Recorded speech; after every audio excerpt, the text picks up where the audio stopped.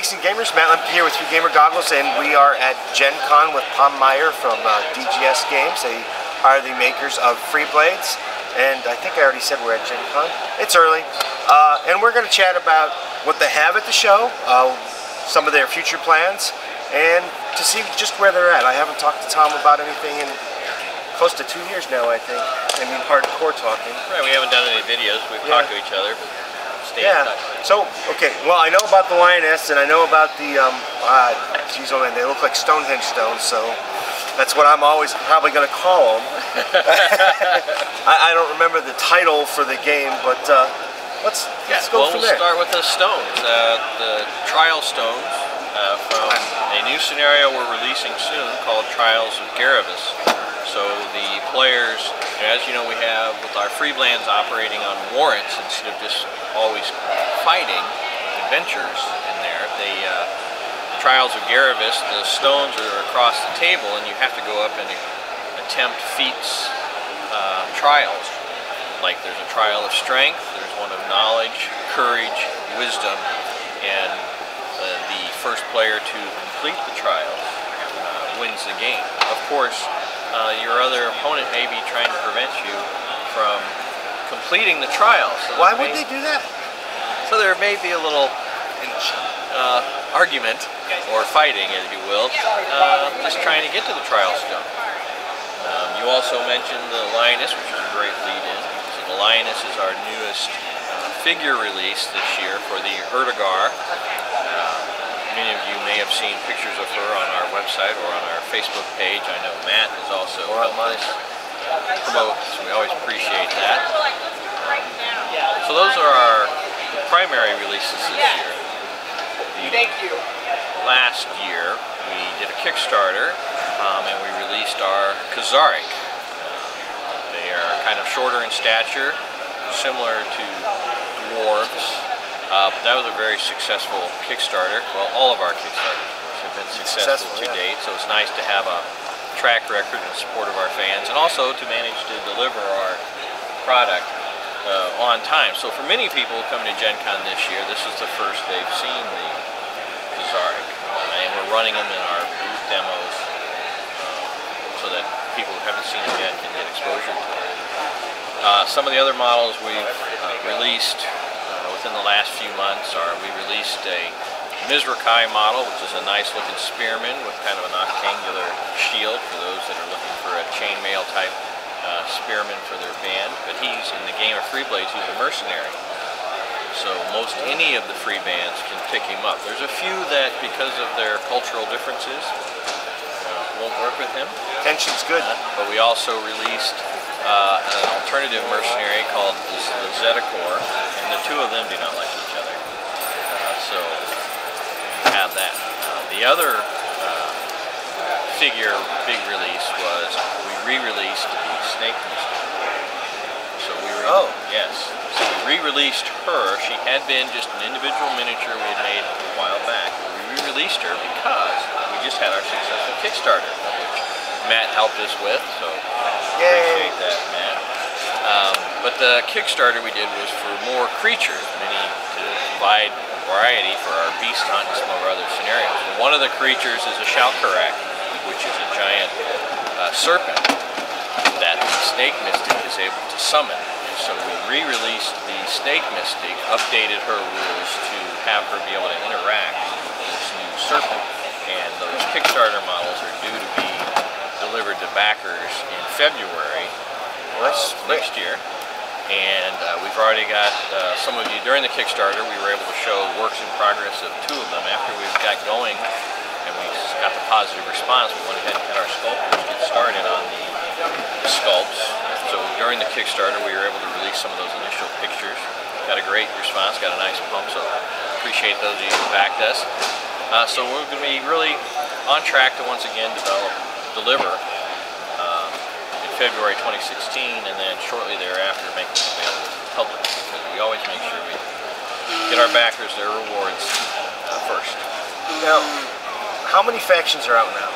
There are 8 complete factions. You started with right now. 4. So good, it's double. And if I remember everything correctly, you have plans, or still have plans, to go from the skirmish level to the larger squad-based skirmish level, which kind of it already is, but the game scales up. We do. But you haven't. You're still kind of at that smaller skirmish level, right? That's right. We're still developing the rules for that game will be called Free Captains. So we've still got it in playtest in the background. And because like Free Blades, we want to make sure we get it right. We don't want to just have some slick models out there and then throw some rules out there. We want to make sure that people actually enjoy the actual game and the game mechanics are thoroughly playtested. And that the factions are playtested, because as during Free Blades, when we developed our factions, they were all playtested together in the background, even though we've only released 1 or 2 a year. There's 18 in the rulebook, described in the rulebook. Didn't realize that. The rules for the 8 now have been released, but all of the other factions, we have those forces identified, we've been playtesting them, because we don't want that force creep or faction creep where you release a new faction, it wasn't properly playtested and integrated, and suddenly it becomes an unbalanced faction where they can very clearly overwhelming the other players in the game just because it's new. So with Free Captains, we're being very careful to make sure we have that playtested correctly. And for those of you that attend Adepticon, you normally can see us having some open sessions there of some of the prototype Free Captains rules. So very some nice. of the special scenarios that we run, the special kind of non-standard games we run at Adepticon, tend to be our prototype Free Captains rules. And you're still planning a role-playing game, right? Yes. Actually, the role-playing game is still free download, open playtest, but we've really kind of moved past playtest. And last week, just a week ago, we uploaded a new version of the role-playing game rules as a free download off of our website. And we just do that because we like role-playing. It's also integrated with the Free Blades game system and Free Captains, so the talents and spells are the same. You don't have to learn new talents and spells. The tiered dice system still carries over. You get a lot more background and a lot more detail. So a lot of the things we've learned from Free Blades being in the field, and we've been able to retrofit back to the role-playing game and make it a lot better. So it was a major revision, and that's available. You go to our website, it's got a little splash page, read about it, download the rules, play as you wish. Excellent. So Free Captains is being playtested. I think I met you in 2011-ish. So you've been playtesting that since 2011. Any idea on how much longer you're going to playtest it? Not sure. When we met, it was still just kind of an idea. It's really just been within the last 2 years that we picked up a good playtest group, and we're able to start trying it out and get the public's reaction at Adepticon primarily. We've also done some local events in Kansas City, but based on the feedback at Adepticon, we made a couple of turns here and there to make it a better product. It takes time. Yeah. And we're still producing Free Blades at the same time. Well, yeah. I mean, I kind of thought part of your plan was to come out with. Well, you're at close to half the starters now, or the factions now. So I kind of figured part of your plan was to get to the point where you had enough models to play that large-scale battle with a lot of different variety. That's just my intuition, which could be obviously wrong. But no, that's good intuition, Matt. I mean,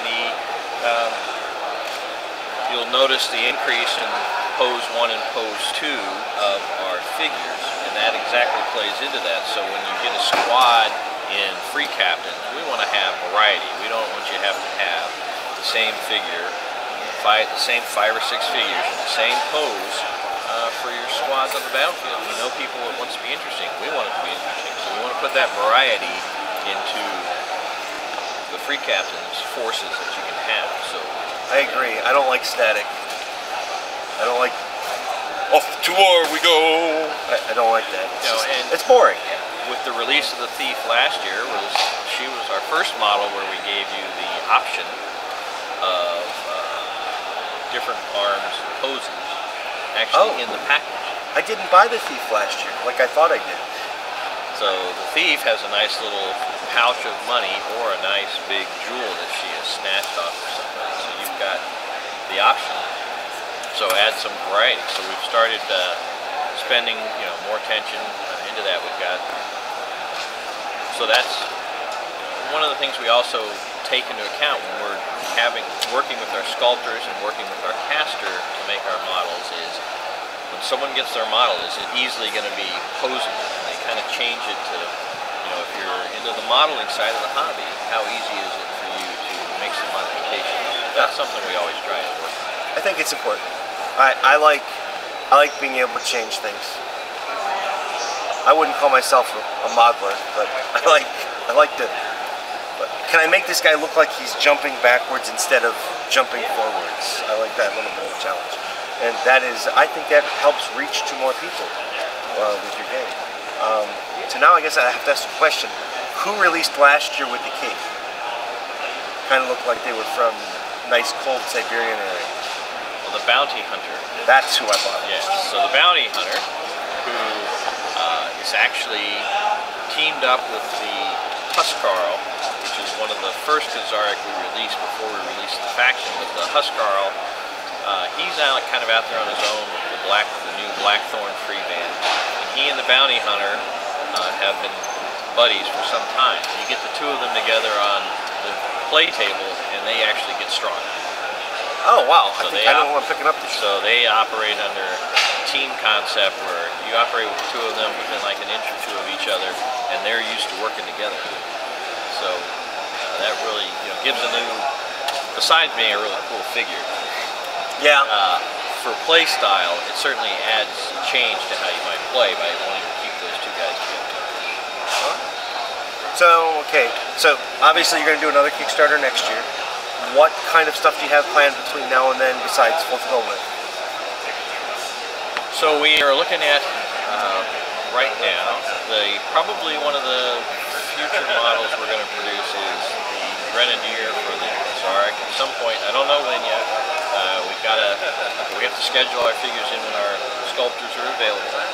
But we've heard the public, the Grenadier, which goes with the Khazaric, which is kind of a indirect fire weapon. It's not very accurate. So that's certainly something new to our game system, the capability of indirect fire. The other thing that we've been working on is we'll have a new Erdogar figure, a couple of others that we kind of still got in our hip pocket, and we haven't released what our next Kickstarter is. Well, of course not. I mean, it's about a year away. We just finished, yeah, it's about a year away. And we just finished one about a week ago, so we're all kind of like, what's next? We came to Gen Con, and now I think you guys are crazy doing it so close to Gen Con, to be honest. I mean, I do my own Kickstarters, and I know they're not as busy as yours. Yeah, well, I certainly would encourage, people that in 2016, I would look for earlier in 2016, March, April time frame. That's a good time frame.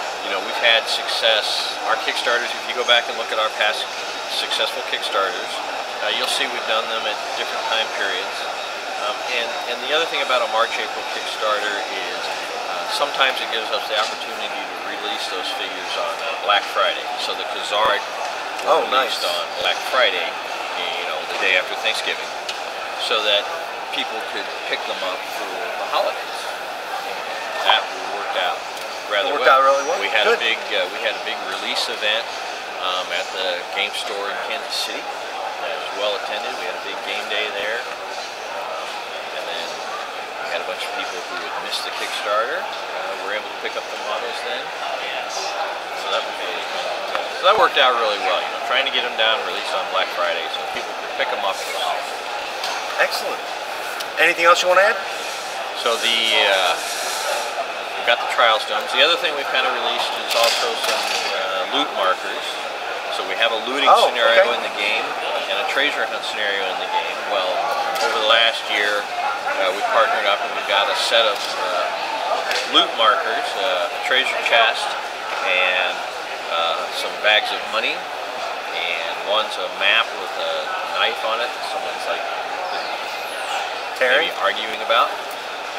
So those have been released also. So and also a lot of things we're trying to add to scenarios we've already developed, as well as brand new stuff.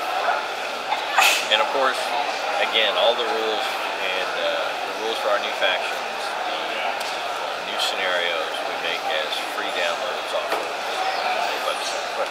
Do you ever plan on like faction books, or is that too much, you think? Well, we have two things coming. One, as part of the Kickstarters, we have printed off some faction booklets. They're about 8 to 10 pages. We normally only sell those at conventions just to keep the price down. The other thing we have in development is called the Rules Companion. Okay. So the Rules Companion is going to gather up these new rules, like we now have templates for some of the magic. So, for example, here at Gen Con, the other thing we've released for the first time is a set of templates for flamemen, for firemen. So the Falcar Fire Wizard now has a flame cone, flame AoE, oh, nice. flame tokens, some flame walls that you can pick up. And the interesting thing about our AoE is the way we designed it, and I'm sure Matt will show you a picture a little later. The way we designed it is it's translucent plexiglass, and it's marked in 1 inch, 2 inch, 3 inch, and 4 inch. So whatever type of AoE you need for one of our factions, you can use it. It's also, since we went ahead and marked it all 4 inches, so if you have another game system, you need one. Generic. You don't have to carry around a separate 4 inch and a separate 2 inch template. You just got to worry about carrying that one template. Excellent. Yeah. What's next for you? I have no idea. I have no idea. I mean, I've got interviews all day today, and then after that I'm going to try and film some game demos somewhere, but I have no idea. So, and the other thing about Gen Con this year is we've had 18 games on the schedule. And they've all been sold out. I think all but 2 were sold out. Excellent. And the 2 that weren't sold out, I expect people to show up with Generics. Generics. But there's always a couple of no-shows, so I always encourage people that if you see one of our games sold out, to show up before start time, because usually someone gets distracted or delayed, and often there's an extra seat. We also run in-booth demos. We'll be here, of course we're here at Gen Con. We'll be at Fruits in Lee Summit, Missouri this fall. We will be at Tsunami Con in Wichita, Kansas in November. And then we will once again go out to Colorado in February, Genghis Con, which Genghis Con is talking about renaming itself and moving, but we still plan on supporting them. Last year we were a sponsor in the painting contest. Oh, very nice. We'll be back to Adepticon up in Schaumburg, Illinois, and we will also definitely be back down at ReaperCon in Texas. So we're definitely making the circuit in the Midwest, and you can usually check out our website and it'll tell you the next event we're going to have. Yeah, it's pretty up to date. So, and keep expanding the number of retailers. Facebook too, right? Facebook also. Yeah. So we try to keep, Facebook and the website, we really try to focus on keeping those updated. We also we'll do news releases, the miniatures page website, and tabletop gaming news, and war game news out of Belgium, I believe it's Belgium. Oh, nice. Timmy, been great to us, always gives us really good coverage. A lot of people don't know about his website, but it's really nice. He does a really good job out there. Kind of keeps people. There's a time delay, so talking to him. A little bit. Yeah. So, but I definitely, war game news. I would tell people that you should check that out. Of course, Matt always does great coverage for us. I try. So we appreciate that. I try. So, but that's what's going on with us, man. So, encourage people, we have our in-booth demos. Check us out at any of these cons or sign up for a game. Okay. Thank you. All right. Thank you, Matt. Thank you guys for watching. And I don't know if this Have a good day. I don't have a hot spot yet, so this probably won't be up before I get home. See you guys later. Bye-bye.